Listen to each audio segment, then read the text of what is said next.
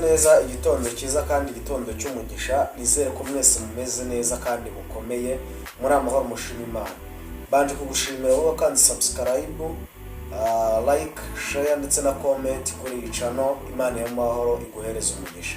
Uyu munsi tuje kuganira kandi n'umugisha na amahirwe tugiriye yo kuboneka imbere y'Imana. Rero tuje kuganira ariko ndibuze kuberekaho n'agace gatoya ko umuyisilamu yararimo yigishaho gatoya wumve amagambo meza yigishije, hanyuma rero nawe uze kuza gufata umwanzuro. Abantu benshi muri iki gihe uri gusanga Imana batagisenga, uri gusanga abantu basigaye bikorera ibyo biboneye, ibyo gusenga no gushaka Imana babaye babishyize ku ruhande. Abantu bose barimo barirukira mu gushaka ubutunzi, ariko Imana abantu basa naho bayihararutse. Reka mbabwire ikintu kimwe, ibi bintu abantu barimo barikora nagira ngo bamenyeshe ko imirengo ije gushira. Umuntu arimo aragenda akirira umuceri, akirira mayoneze, akirira amafiriti, akanezerwa akumva ko ubuzima ari ubwo ngubwo. Ariko reka mbabwize ukuri, imirengo ije gushira, isi ije kwihakana bayo. Nkubwire ikintu kimwe, nkubwire ngo yaba byashobokaga mela abikanto samama elazo ne constabimo elangeni masawe la kontai wagashatse Imana bigishoboka ko ibonwa, kubera yuko ibihe biraje kandi biruhije, ibihe bikomeye biraje. Nagira ngo umenyeshe ngo ibihe bikomeye biraje. Iyo midamarara abantu mwibereyemo, ibyo ngibyo abantu mwibereye mu byanyu, mwibereye mu buzima bwanyu buryoshye, mugani wa babandi ngo isi iraryoshye, isi yarabaryohanye. Ariko reka mbabwize ukuri, imirengwe ije gushira. Shaka Imana bigishoboka ko ibonwa, kubera yuko buri muntu wese akeneye Imana muri iki gihe mu buzima bwe.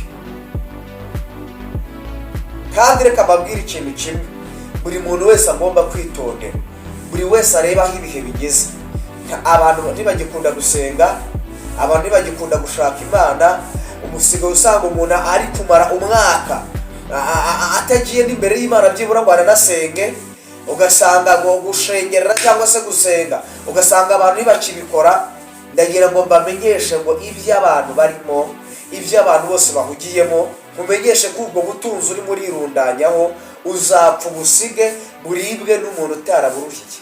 Rero icyiza ni iki, nuko washaka ubwami bw'Imana no gukiranuka bigishoboka, kugira ngo wibicire ubutunzi aho inyenzi n'ingese bitagera. Umuntu uyu munsi wa none aramutse akubwiye ngo tanga igiciro amaraso ya Kristo yakumeneye, watanga iki?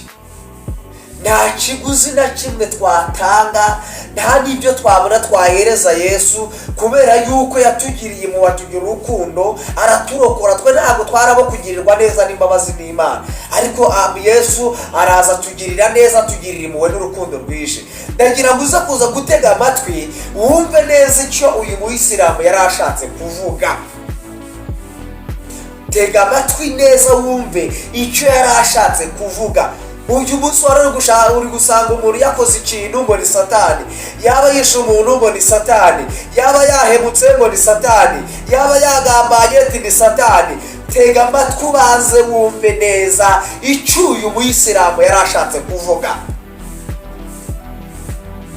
Ntukagire ubugome mu mutima ngo ni Satani, ntukagambire gukora ikintu ngo ni Satani.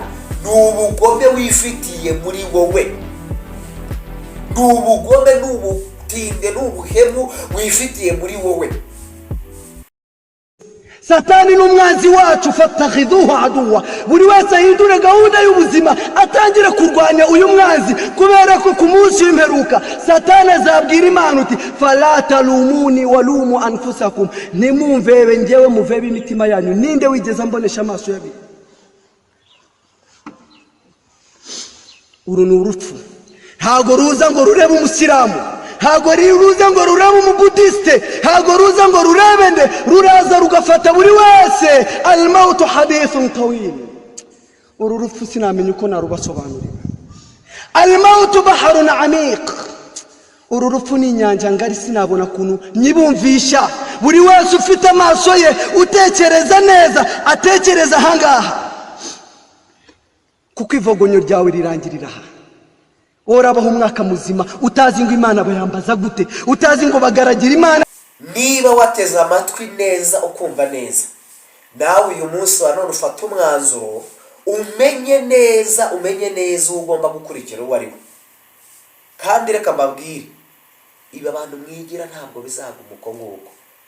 Abantu tujya tuvuga ngo Yesu azaza, abantu babifashe nyine nk'ibintu biri aho ngaho, ngo Yesu twahoze tubivuga. Ariko reka mubwire, Yesu hari igihe aza ku buzima bwawe ntubimenye.